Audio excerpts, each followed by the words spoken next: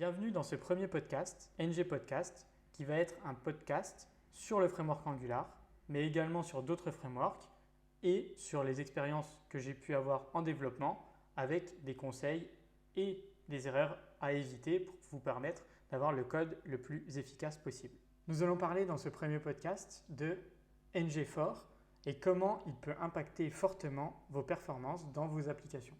Donc c'est une erreur assez commune que je rencontre dans les projets Angular où je fais du code review. C'est un gros problème de performance donc qui est lié à l'affichage d'une liste. Donc il faut imaginer un UL et vous avez un NG4 sur un LI qui va afficher les éléments de votre liste. Donc imaginons que nous ayons une liste de tâches, donc cas que j'ai rencontré récemment. Donc cette liste de tâches va déjà s'afficher initialement.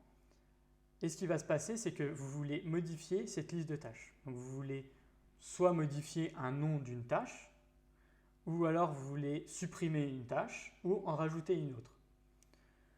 Donc vous allez la rajouter dans votre TypeScript, dans votre liste, dans votre array, et ça peut mettre un certain temps à s'afficher.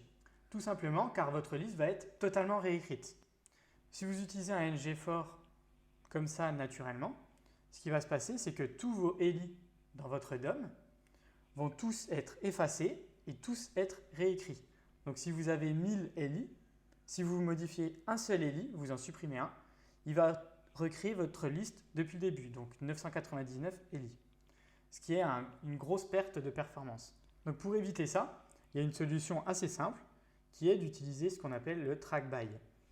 Donc le track by va permettre à chaque ELI, donc à chaque tâche, d'être référencé par un ID, va donc être traqué par ID. Très souvent, on utilise les ID, vous pouvez utiliser d'autres choses, mais c'est mieux d'utiliser quelque chose d'unique. Donc un ID, c'est parfait. Donc ça va être traqué par un ID.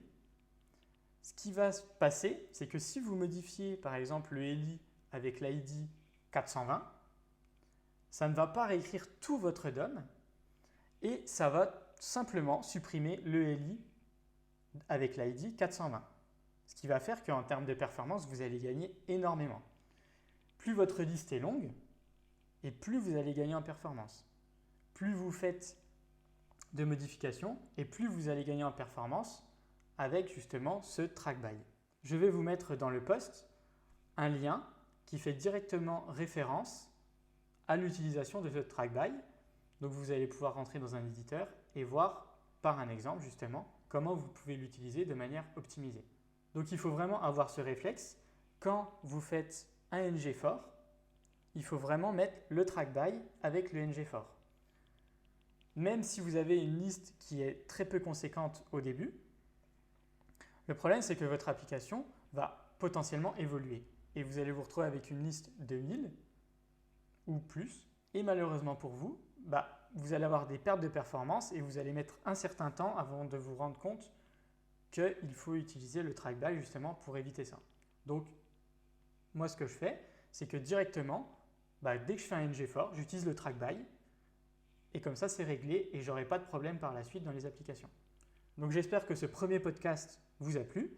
Donc si c'est le cas, vous pouvez le partager bien sûr, vous pouvez aimer et n'hésitez pas à mettre des commentaires ou à m'envoyer en message privé vos questions, vos problématiques pour que je puisse vous aider et faire le podcast suivant le plus pertinent possible.